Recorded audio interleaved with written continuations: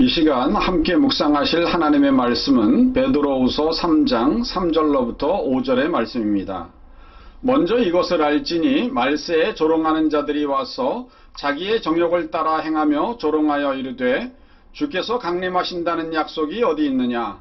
조상들이 잔 후로부터 만물이 처음 창조될 때와 같이 그냥 있다 하니 이는 하늘이 옛적부터 있는 것과 땅이 물에서 나와 물로 성립된 것도 하나님의 말씀으로 된 것을 그들이 일부러 잊으려 함이로다.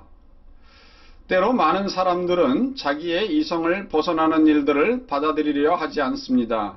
모든 것이 자신의 지식 내에서 설명되어야만 받아들이려고 합니다. 이런 이들은 성경에 나오는 하나님의 기적들을 인정하기가 참으로 어렵습니다. 한 번은 한 무신론자 선생님이 학생들에게 이런 말을 했습니다. 성경에 나오는 기적들은 진짜로 있었던 것이 아닙니다. 예를 들어 우리가 알다시피 모세가 백성들을 끌고 홍해바다를 건너갔을 때 그곳은 바다의 깊이가 겨우 15cm밖에 안 되는 갈대밭을 건너간 것이지 어떤 기적이 있었던 것은 아니거든요.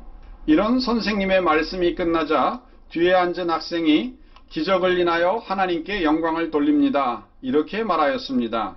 이 말에 기분이 좋지 않아진 선생님은 무슨 기적이란 말인 건가? 라고 묻자 학생은 대답하기를 하나님께서 모세와 이스라엘 백성을 따라오던 이집트의 큰 군대를 모두 홍해 바닷물에 빠져 죽게 했는데 겨우 15cm 깊이의 물에다 이집트의 그 많은 대군을 다 빠뜨려 죽게 하신 하나님의 일이 진짜 기적이 아니겠습니까? 라고 하였습니다.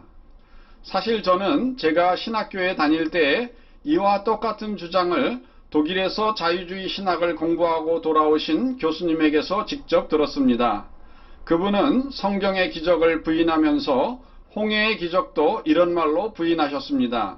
자유주의 신학을 한 사람들은 예수님께서 물 위를 걸으신 사건도 사실은 예수님께서 새벽에 물 한 개 낀 해변을 걸어오신 것을 제자들이 잘못 오해했던 것이며 물고기 2마리와 보리떡 5개의 오병이어 사건도 어린아이의 도시락 헌신에 감동한 수많은 사람들이 너도 나도 자기 도시락을 꺼내놓아 배불리 먹은 사건이라고 설명합니다.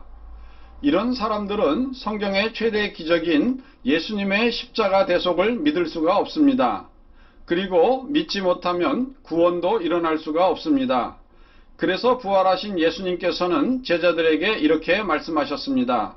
마가복음 16장 15절로 16절 예수께서 제자들에게 말씀하셨습니다. 너희는 온 세상에 나가서 모든 사람들에게 복음을 전파하라. 누구든지 믿고 세례를 받는 사람은 구원을 받을 것이요 누구든지 믿지 않는 사람은 심판을 받을 것이다. 아멘. 그러므로 우리는 하나님의 말씀을 전하되 복음을 듣는 사람들을 위해서 신명기 29장 4절에 나오는 말씀처럼 기도해야만 하겠습니다. 주님, 저들에게 보는 눈과 듣는 귀, 깨닫는 마음을 주시옵소서. 오늘도 하나님의 도우심으로 말씀을 믿고 말씀 위에 굳게 서시는 성도 되시기를 주의 이름으로 축원드립니다. 기도하겠습니다.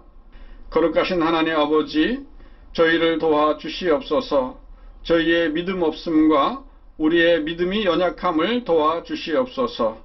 그리하여 하나님의 귀한 말씀을 들을 때 우리가 눈이 열리고 귀가 열리고 깨닫는 마음이 생겨서 하나님의 귀한 말씀을 믿고 믿을 때 주의 놀라운 구원을 보고 또한 주의 놀라운 기적에 동참할 수 있는 저희들이 될 수 있도록 인도하여 주시옵소서.